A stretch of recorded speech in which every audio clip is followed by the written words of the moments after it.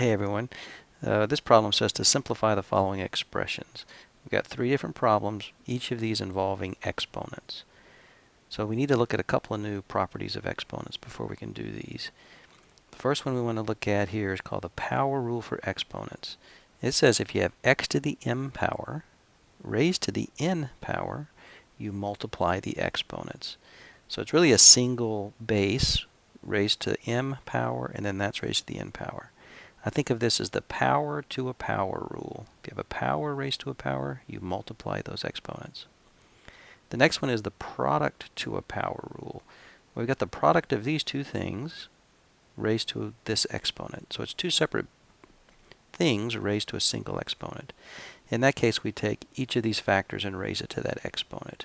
So x to the m times y to the m. This would be true if we had three things here. It's not limited to just two things. And pretty obvious, I think. If you have x, y, z to the m, then it's x to the m, y to the m, and z to the m. And that would be true for any number of factors. So let's see how we use those to simplify those three problems. The first one is a direct application of the power to a power rule. We have x cubed to the fifth power, so that's going to be x to the, well, 5 times 3 is 15. I wish they were all this easy, right? So x to the 15th power. This one I've got three things raised to the fourth power. So the product to a power rule will come into play here. We take each one of these things and raise it to the fourth power. So I'm going to have 3 to the fourth. The next thing is x to the 13th to the fourth power. And then y to the 10th to the fourth power.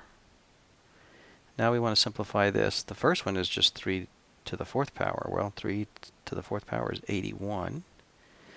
This is a power to a power going rule here, right? 13 times 4. I will just multiply those exponents.